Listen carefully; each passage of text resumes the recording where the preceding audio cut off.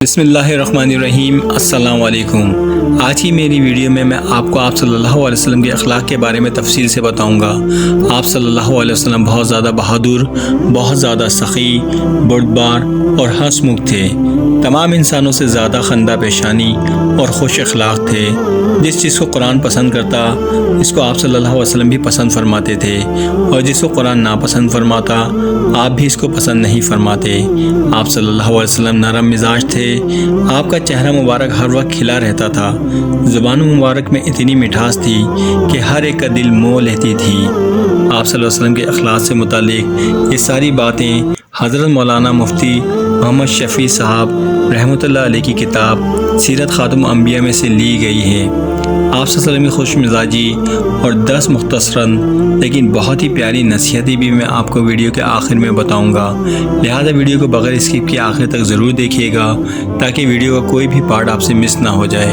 تو چلیے ٹائم کو ضائع کیے بغیر اس انٹرسٹنگ ویڈیو کو شروع کرتے ہیں اور جانتے ہیں آپ صلی اللہ علیہ وسلم کے اخلاق کے بارے میں ڈیٹیل سے۔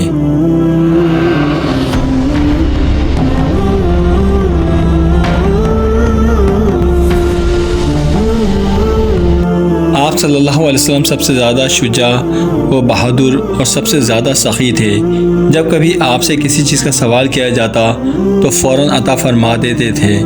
سب سے زیادہ حلیم و بردبار تھے، یہاں تک کہ صحابہ نے کفار کی قوم کے متعلق آپ سے عرض کیا کہ ان کے متعلق بددعا فرمائیے۔ آپ نے فرمایا کہ میں رحمت ہو کر آیا ہوں، عذاب بن کر نہیں آیا۔ آپ کا دندان مبارک شہید کیا گیا مگر اس وقت بھی ان کے لیے دعائے مغفرت ہی فرماتے تھے۔ آپ سب سے زیادہ حیادار تھے۔ آپ کی نگاہ کسی کے چہرے پر نہ ٹھہرتی تھی۔ اپنی ذاتی معاملات میں کسی سے انتقام نہ لیتے تھے اور نہ غصہ ہوتے تھے۔ ہاں، جب حدود خداوندی پر دست اندازی کی جاتی تو غصہ آتا تھا، اور جب غصہ آتا تھا آپ صلی اللہ علیہ وسلم کے سامنے کوئی ٹھہر نہ سکتا تھا۔ جب آپ صلی اللہ علیہ وسلم کو 2 کاموں میں اختیار دیا جاتا تو ہمیشہ ان میں سے آسان کو اختیار فرماتے تاکہ امت کے لیے سہولت ہو۔ آپ صلی اللہ علیہ وسلم نے کسی کھانے میں کبھی عیب نہیں نکالا، البتہ اگر مرغوب ہوتا تو کھا لیتے ورنہ چھوڑ دیتے۔ آپ تکیہ لگا کر نہ کھاتے اور نہ میز پر بیٹھ کر کھاتے تھے، نہ سینے پر، اور نہ کبھی آپ کے لیے پتلی چپاتی پکائی گئی۔ ککڑی، خربوزہ کو کھجور کے ساتھ کھایا کرتے تھے۔ شہد اور تمام شیریں طبعاً پسند فرماتے تھے۔ حضرت ابو ہریرہ رضی اللہ تعالیٰ عنہ فرماتے ہیں کہ آپ صلی اللہ علیہ وسلم دنیا سے تشریف لے گئے اور کبھی بھی آپ نے اور آپ کے اہل بیت نے جو کی روٹی بھی پیٹ بھر کر نہیں کھائی۔ آپ کے گھر والوں پر 2 مہینے صاف اس طرح گزر جاتے تھے کہ چولہے میں آگ جلانے کی بھی نوبت نہ آتی تھی، بلکہ چھواروں اور پانی پر ہی گزر ہوتی تھی۔ آپ صلی اللہ علیہ وسلم اپنا جوتا خود ہی سی لیتے، اپنے کپڑے بھی پیوند خود لگاتے تھے، اپنے اہل بیت کے کاروبار میں رہتے تھے، مریض کی عیادت کرتے تھے۔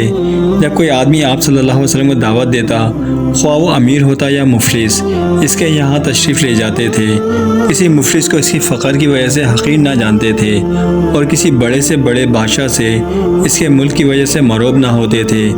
اپنے پیچھے اپنے غلام وغیرہ کو سوار کر لیتے تھے، موٹے کپڑے پہنتے تھے اور گھٹے ہوئے جوتے پہن لیتے تھے۔ سفید کپڑے اپنے آپ صلی اللہ علیہ وسلم کو سب سے زیادہ پسند تھے۔ کثرت سے اللہ تعالیٰ کا ذکر کرتے اور بیکار باتوں سے اجتناب فرماتے تھے۔ نماز کو طویل اور خطبہ مختصر پڑھتے تھے۔ غلام و مفلسوں کے ساتھ چلنے پھرنے سے پرہیز نہ فرماتے تھے۔ کبھی کبھی ہنسی اور خوش طبعی کی باتیں فرماتے، لیکن اس وقت بھی واقعے کے خلاف نہ بولتے تھے۔ تمام انسانوں سے زیادہ خندہ پیشانی اور خوش اخلاق تھے۔ عذر خواہ کا عذر قبول فرما لیتے تھے۔ حضرت عائشہ رضی اللہ تعالیٰ عنہ فرماتی ہیں کہ آپ صلی اللہ علیہ وسلم کا اخلاق قرآن مجید تھا، یعنی جس چیز کو قرآن پسند کرتا اس کو آپ صلی اللہ علیہ وسلم بھی پسند فرماتے تھے، اور جس کو قرآن پسند نہ کرتا تھا اس کو آپ صلی اللہ علیہ وسلم بھی پسند نہیں فرماتے تھے۔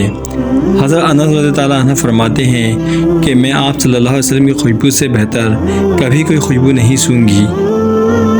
نبی کریم صلی اللہ علیہ وسلم کی خوش مزاجی۔ ہمارے پیارے رسول پاک صلی اللہ علیہ وسلم ہنسمکھ اور خوش مزاج تھے۔ آپ کبھی کبھی لوگوں سے ہنسی مذاق کر لیتے تھے، لیکن ہنسی مذاق بھی بہت پاکیزہ اور پیارا ہوتا تھا۔ ایک بار ایک نابینا شخص آپ کی خدمت میں حاضر ہوئے اور عرض کیا، اے اللہ کے رسول، کیا میں جنت میں داخل ہو سکوں گا؟ آپ نے فرمایا، نہیں بھائی، کوئی اندھا جنت میں داخل نہیں ہوگا۔ وہ نابینا رونے لگے۔ آپ مسکرائے اور فرمایا، بھائی، کوئی اندھا ہونے کی حالت میں جنت میں داخل نہیں ہوگا، سب کی آنکھیں روشن ہوں گی۔ یہ سن کر وہ خوش ہو گئے۔ ایک مرتبہ ایک بوڑھی صحابیہ رضی اللہ تعالیٰ عنہ آپ کی خدمت میں حاضر ہوئیں اور آپ سے درخواست کی کہ میرے لیے جنت کی دعا کریں۔ آپ نے فرمایا، کوئی بوڑھی عورت جنت میں نہیں جائے گی۔ وہ رونے لگیں تو آپ نے مسکرا کر فرمایا، بوڑھی عورتیں جنت میں نہیں جائیں گی مگر جوان ہو کر جائیں گی۔ اس پر وہ خوش ہو گئیں۔ ایک بار آپ کی کھلائی ماں حضرت ام ایمن رضی اللہ تعالیٰ عنہ نے آپ سے ایک اونٹ مانگا۔ آپ نے فرمایا، میں اونٹ کا بچہ دوں گا۔ انہوں نے عرض کیا، میں اونٹ کا بچہ لے کر کیا کروں گی؟ آپ نے فرمایا، میں تو آپ کو اونٹ کا بچہ ہی دوں گا۔ اس پر وہ غمزدہ ہو گئیں۔ آپ نے خادم کو اشارہ کیا۔ انہوں نے ایک جوان اونٹ لا کر حضرت ام ایمن رضی اللہ تعالیٰ عنہ کے سپرد کر دیا۔ اب آپ نے مسکرا کر فرمایا، کیا یہ اونٹ کا بچہ نہیں؟ ہر اونٹ کا بچہ ہی تو ہوتا ہے۔ یہ سن کر وہ مسکرا دیں۔ ایک بار ایک صحابیہ رضی اللہ عنہ آپ کی خدمت میں حاضر ہوئیں اور کہا، یا رسول اللہ، میرا شوہر بیمار ہے، ان کے لیے صحت کی دعا فرمائیں۔ آپ نے فرمایا، تمہارا خاوند وہی ہے جس کی آنکھ میں سفیدی ہے۔ وہ حیران ہو گئیں اور گھر جا کر اپنے خاوند کی آنکھ کو کھول کر دیکھنے لگیں۔ ان کے خاوند نے پوچھا، کیا بات ہے؟ کہنے لگی، رسول اللہ صلی اللہ علیہ وسلم نے فرمایا ہے کہ تمہارے خاوند کی آنکھ میں سفیدی ہے۔ وہ ہنس پڑے اور کہنے لگے، کیا کوئی ایسا آدمی بھی ہے جس کی آنکھ میں سفیدی نہ ہو؟ اب وہ رسول پاک صلی اللہ علیہ وسلم کے مذاق کو سمجھیں۔ آپ کا مقصد ان کے شوہر کو خوش کرنا تھا۔ ہمارے رسول پاک صلی اللہ علیہ وسلم بڑے خوش اخلاق اور نرم مزاج تھے۔ آپ کبھی کسی کا دل نہیں دکھاتے تھے اور ہر ایک سے بڑی محبت اور نرمی سے گفتگو فرماتے تھے۔ آپ کا چہرہ مبارک ہر وقت کھلا رہتا تھا۔ زبان مبارک میں اتنی مٹھاس تھی کہ ہر ایک کا دل موہ لیتی تھی۔ ایک مرتبہ ایک شخص آپ کے دروازے پر حاضر ہوئے اور اندر آنے کی اجازت چاہی۔ آپ نے فرمایا، اسے اندر آنے دو، لیکن یہ اپنے قبیلے کا اچھا آدمی نہیں ہے۔ جب وہ اندر آیا تو آپ اس سے بہت اچھی طرح پیش آئے اور بڑی محبت اور نرمی سے گفتگو فرمائی۔ جب وہ چلا گیا تو حضرت عائشہ صدیقہ رضی اللہ تعالیٰ عنہ نے حیران ہو کر پوچھا، یا رسول اللہ، آپ کے نزدیک تو یہ وہ شخص اچھا نہیں تھا، لیکن آپ صلی اللہ علیہ وسلم نے اس کے ساتھ نہایت نرمی اور محبت کے ساتھ گفتگو فرمائی۔ آپ نے فرمایا، اللہ کے نزدیک سب سے زیادہ برا آدمی وہ ہے جس کی بد زبانی کی وجہ سے لوگ اس سے ملنا جلنا چھوڑ دیں۔ پیارے دوستو، ہمارے نبی کریم صلی اللہ علیہ وسلم کی تمام صفات اعلیٰ و اکمل تھیں۔ آپ مذاق بھی کرتے تھے تو اچھا مذاق کرتے تھے اور مذاق میں کسی کو تنگ نہیں کیا اور مذاق میں جھوٹ نہیں بولتے تھے اور یا کسی کو نقصان پہنچایا، کیونکہ اس طرح کرنے سے اللہ تعالیٰ ناراض ہو جاتے ہیں۔ ہم بھی کوشش کریں گے اگر مذاق کریں تو ایسا نہیں کریں جس سے کسی کو تکلیف پہنچے، اور نہ کسی کو شرارت کریں جس سے کسی کو نقصان ہو۔ آپ صلی اللہ علیہ وسلم کی نصیحتیں۔ جناب نبی کریم صلی اللہ علیہ وسلم نے مختلف موقعوں پر مختلف نصیحتیں فرمائی ہیں۔ آپ کی ہر نصیحت آب زر سے لکھنے کے قابل ہے۔ چنانچہ جس خوش بخت نے بھی ان نصائح پر عمل کیا وہ دونوں جہاں میں سرخرو ہوا۔ آپ کی یہ نصیحتیں قیامت تک کے لیے ہیں۔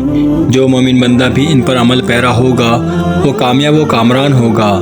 میں آپ کے سامنے حضرت ابو ذر رضی اللہ تعالیٰ عنہ کی روایت پیش کرتا ہوں، جس میں رسول اللہ صلی اللہ علیہ وسلم کی مخصوص نصیحتوں کا ذکر ہے۔ چنانچہ حضرت ابو ذر رضی اللہ تعالیٰ عنہ کہتے ہیں کہ ایک دن میں جناب نبی کریم صلی اللہ علیہ وسلم کی خدمت میں حاضر ہوا اور عرض کیا، یا رسول اللہ، مجھے کوئی نصیحت فرمائیے۔ آپ نے فرمایا، میں تمہیں اللہ تبارک و تعالیٰ سے ڈرنے کی نصیحت کرتا ہوں، کیونکہ تقویٰ تمہارے تمام کاموں کو بہت زیادہ زینت بخشنے والا ہے۔ میں نے عرض کیا، مزید کچھ فرمائیے۔ تو آپ نے فرمایا، تلاوت قرآن اور ذکر اللہ کو اپنے لیے لازم اور ضروری سمجھو، کیونکہ تلاوت اور قرآن ذکر اللہ تمہارے لیے آسمان میں ذکر کا موجب ہوگا اور زمین پر نور کا سبب ہوگا۔ یعنی جب تم تلاوت قرآن اور ذکر اللہ میں مشغولیت اختیار کرو گے، اس کے سبب سے آسمانوں میں فرشتے تمہارا ذکر کریں گے، بلکہ خود حق تعالی شانہ بھی تمہیں یاد کریں گے۔ اس دنیا میں تمہارے لیے معرفت ہوگی، یقین اور ہدایت کا نور ظاہر ہوگا۔ میں نے عرض کیا، میرے لیے کچھ اور نصیحت فرمائیے۔ آپ نے فرمایا، طویل خاموشی کو اپنے اوپر لازم کر لو، کیونکہ خاموشی شیطان کو دور بھگاتی ہے اور دینی امور میں تمہاری مددگار ہوتی ہے۔ یعنی خاموشی پر اختیار کرنے کی وجہ سے تمہیں اللہ تعالیٰ کی نعمتوں میں غور و فکر کرنے کا زیادہ موقع نصیب ہوگا۔ اس کے علاوہ خاموشی کا سب سے بڑا فائدہ یہ بھی ہے کہ اس کے ذریعے تم اپنے آپ کو شیطان کے فتنوں سے محفوظ رکھ سکو گے، جو زبان کے راستے سے عملی زندگی میں سرایت کرتا ہے اور دنیا اور آخرت کے زبردست نقصان میں مبتلا کرتا ہے۔ میں نے عرض کیا، مزید نصیحت فرمائیے۔ آپ نے فرمایا، بہت زیادہ ہنسنے سے پرہیز کرو، کیونکہ زیادہ ہنسنا دل کو مردہ کر دیتا ہے اور چہرے کی نورانیت کو ختم کر دیتا ہے۔ یعنی زیادہ ہنسنے کی وجہ سے چونکہ دل پر بے حسی اور غفلت کی تاریکی چھا جاتی ہے اور علم و معرفت کا نور بجھ جاتا ہے، جس پر دل کی حیات کا دار و مدار ہے، جس کا اثر چہرے پر ظاہر ہوتا ہے کہ وہ بے رونق ہو جاتا ہے۔ میں نے عرض کیا، اور مزید نصیحت فرمائیے۔ تو آپ صلی اللہ علیہ وسلم نے ارشاد فرمایا، سچی بات کہو اگرچہ وہ کڑوی ہو، اظہار حق میں جو بات سچ ہو اس کو ضرور ظاہر کرو، اگرچہ اس کی وجہ سے لوگوں کو اور خود تمہارے نفس کو ناگواری محسوس ہو۔ میں نے عرض کیا، مزید کچھ نصیحت فرمائیے۔ آپ صلی اللہ علیہ وسلم نے ارشاد فرمایا، اللہ تبارک و تعالیٰ کے دین اور پیغام کو ظاہر کرنے میں، اس کی تائید و تقویت میں کسی ملامت کرنے والے کی ملامت سے مت ڈرو۔ میں نے عرض کیا، مزید نصیحت فرمائیے۔ آپ نے فرمایا، چاہیے کہ دو چیز تمہیں لوگوں کے عیوب ظاہر کرنے سے روکے، جس کو تم اپنے نفس کے بارے میں جانتے ہو۔ یعنی جب تم جانتے ہو کہ خود تمہارے اندر کیا عیب ہے اور تمہارا نفس کن برائیوں میں مبتلا ہے، تو پھر تمہارے لیے قطعاً مناسب نہیں ہوگا کہ تم دوسروں کے عیوب پر نظر رکھو اور دوسرے کی برائیوں پر انگلی اٹھاؤ۔ امر بالمعروف اور نہی عن منکر کی ذمہ داری کو پورا کرنے کے نقطہ نظر سے تو بے شک کسی کو اس کی برائی پر ٹوکتے رہو اور اس کو راہ راست پر اختیار کرنے کی تلقین کر سکتے ہو، بلکہ تم پر یہ ضروری بھی ہے کہ اگر تم کسی کو برائی میں مبتلا دیکھو تو اس کو اس برائی سے ہٹانے کی کوشش کرو، لیکن محض عیب جوئی اور تحقیر و تذلیل کے خیال سے اس کی برائی پر انگلی نہ اٹھاؤ اور اس کی غیبت نہ کرو، لیکن اپنی برائی اپنے عیب پر نظر رکھتے ہوئے خود اپنے آپ کو سب سے زیادہ ناقص و کمتر سمجھو۔ آپ صلی اللہ علیہ وسلم ان نصیحتوں کے مخاطب اگرچہ حضرت ابو ذر رضی اللہ عنہ ہیں، لیکن نصائح ان کے ساتھ ساتھ نہیں ہے، بلکہ امت کے ہر فرد کے لیے ہے، مرد ہو یا عورت، جوان ہو یا بوڑھا، ہر ایک کو ان باتوں پر عمل کرنا لازم ہے۔ ان سب کی بنیاد خوف الہی ہے، بس خود تقویٰ اپنے اندر پیدا کر لیا جائے، اس کے بعد بقیہ تمام باتوں پر عمل کرنا آسان ہو جائے گا۔ اللہ تبارک و تعالی ہم سب کو ان باتوں پر عمل کرنے کی توفیق عطا فرمائے۔ آمین ثم آمین۔